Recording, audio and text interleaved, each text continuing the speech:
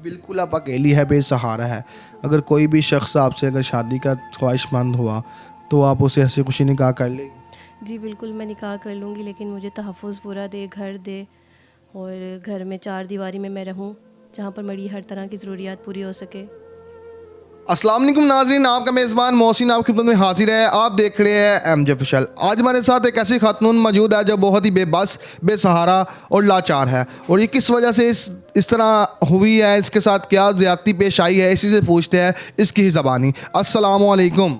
वालेकुम सलाम। अच्छा मेरी बहन, क्या वाक़या पेश आया आपके आबाओ जादाद में? किसने कत्ल किया, कौन कौन कत्ल हुआ, और ये कैसे सारा सिलसिला पेश है, सारा कुछ हमारे ऑडियंस को बताए। जी, मैं सिंध से आई हूँ। तो मेरी फ़ैमिली में 2 भाई और मैं थी, और छोटी बहन थी मेरी, और अम्मी और अब्बू। हम लोग सिंध में रहते थे, तो काफ़ी जायदाद थी जो कि भाई के और अब्बू के नाम पे थी। ज़मीन वगैरह थी कोई? जी, ज़मीनें थी, प्लॉट्स वगैरह थे, और बस घर था। जी, अक्सर देखा गया है कि ज़मीनों के पीछे, जायदाद के पीछे लोग एक दूसरे को, सके रिश्तेदार, भाई बहन एक दूसरे को कत्ल करने को आप पहुंचते हैं। ये ज़मीनें और जायदाद इधर ही रह जानी है, जाना है तो सिर्फ खुदा का। एक जो है, एक लिबास आपने पहना होना है, वो जाना है, और कब्र कितनी ज़मीन ले गया मुझे बताइए, इधर क्या करेंगे? और बाद में जिस लोगों के लिए आप लोग करते हो, ये अपने बच्चों के लिए, या आपके कब्र पे बाद में आके फातिहा भी नहीं पढ़ते, सीधी बात है। और ये बाद में आपको खुद ही अजाब होता है इन चीज़ों का। ये चीज़ें इधर ही रह जानी है, इन चीज़ों के पीछे ना लड़े, ना लड़ा जाए। मेरा खुदारा गुजारिश है कि इन चीज़ों के पीछे ना लड़ा जाए। तो क्या इसको कत्ल किया सबसे पहले? सबसे पहले मेरे वालिद साहब को निशाना बनाया उन्होंने, उनके वालिद साहब के नाम, और भाई उस वक्त थोड़े छोटे थे। पहले वालिद साहब को उन्होंने कत्ल किया। तो आपको पता लग गया था कि इन लोगों ने कत्ल किया है? पहले शुरू में पता नहीं चला, फिर बाद में पता चला। तो भाई थोड़े से बड़े हुए, फिर मज़ीद हालात ख़राब होते गए। क्या मेरे लगते भाई, थे आपके वो जिन्होंने कत्ल किया? चाचू थे? जी वो मेरे चाचू थे। तो चाचू ने जो है ना जायदाद पे नज़र रखी हुई थी, वो कहते भी थे। लेकिन फिर डैडी को काफ़ी डराया धमकाया, वालिद साहब को काफ़ी डराया धमकाया, और फिर उनको एक दिन कत्ल कर दिया। फिर छोटे भाई को कत्ल कर दिया, फिर बड़े भाई को भी। इस तरह से उन्होंने एक एक करके भाई को भी, दोनों भाइयों को कत्ल कर दिया। फिर वालदा सदमे के साथ फौत हो गई।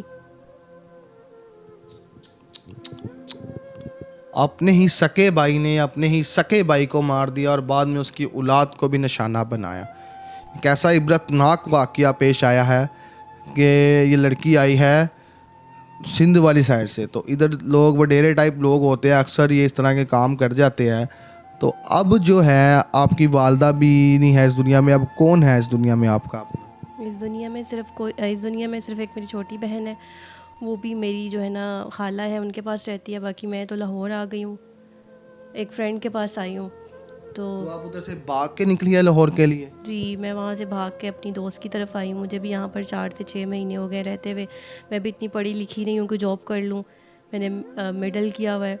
अब वो दोस्त जो है मेरी, वो मुझे तंज वगैरह करती है। कितना अरसा हो गया आपको इधर रहते हुए? इधर मुझे 6 महीने हो गए हैं, और दोस्त के सर पे मैं बोझ बन के बैठी हुई हूँ। मुझसे उसने मेरा फ़ोन तक छीन लिया कि मुझे मेरे तक पैसे। ले लिया उसने? कितने पैसे देने हैं आपने उसके? मैंने उसके कोई 50-60 हज़ार रुपये अब तक बन चुका है। और वो मुझसे उसने मेरा फ़ोन भी ले लिया, और मुझे रोज़ वो डराती धमकाती है कि यहाँ से निकल जाओ, या मैं इस तरह कर दूँगी, मैं ये कर दूँगी, मैं वो कर दूँगी, जब तक मेरे पैसे नहीं तुमने क्लियर किए।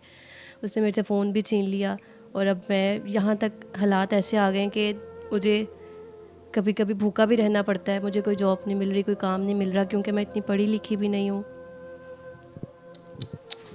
ओए होए, याद आती है वालदैन की? याद आती है वालदैन की? जी जी बिल्कुल, बहुत आती है याद। कैसे भूल सकते हैं उनको। ये मैं देख सकता हूँ कि लड़की इतनी की इमोशनल हो गई है कि इधर बैठी हुई, कि इसको अपने वालदैन की इतनी याद आ रही है कि जिस तरह जुल्म हुआ इनके साथ, इनको इंसाफ मिलना चाहिए इसको भी। तो अब क्या, अब जो है उधर वापस नहीं जा सकती? आपकी ज़मीनों पे उन्होंने कब्जा कर लिया हुआ है।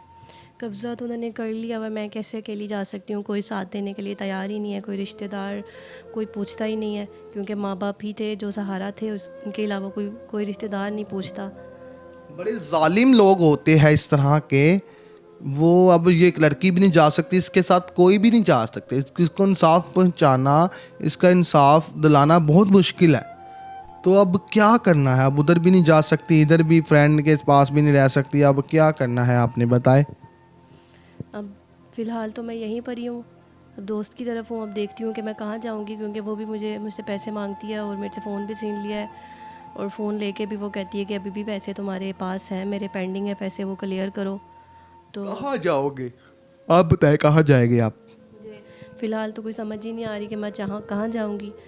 कोई सहारा नहीं है और कोई रिश्तेदार नहीं है यहाँ पर जो मुझे रख सके, मुझे तो एज इस टाइम कितनी है आपकी?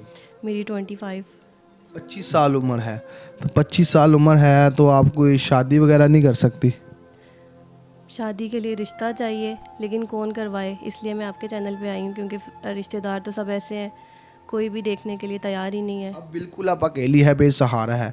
अगर कोई भी शख्स आपसे अगर शादी का ख्वाहिशमंद हुआ तो आप उसे हंसी खुशी निकाह कर लेगी? जी बिल्कुल, मैं निकाह कर लूँगी, लेकिन मुझे तहफ़्फ़ुज़ पूरा दे, घर दे, और घर में 4 दीवारी में मैं रहूँ, जहाँ पर मेरी हर तरह की ज़रूरियात पूरी हो सके। ठीक है। तो ये कर्ज़ा आपका क्या वो तंग करती है, टॉर्चर करती है? किस तरह टॉर्चर करती है आपके लिए? वो टॉर्चर करती है, खाने को कुछ भी नहीं देती, पास बिल्कुल पैसे नहीं है। वो कहती है कि पैसे दो तो तुम्हारा मोबाइल वापस मिलेगा, पैसे मेरे क्लियर करो और अपना सामान उठाओ और यहाँ से जहाँ मर्जी जाओ, मैं तुम्हारी ज़िम्मेदार नहीं हूँ। तो मैं बहुत ज़्यादा परेशान हूँ इसी वजह से। ये लड़की नाज़रीन दिखाई गई है, इतनी परेशान है कि इसकी कोई हद नहीं है, इंतहा ख़त्म हो गई है। ये बेचारी का एक जो है मोबाइल था वो भी उसने छीन लिया है, तो अब इसके पास ना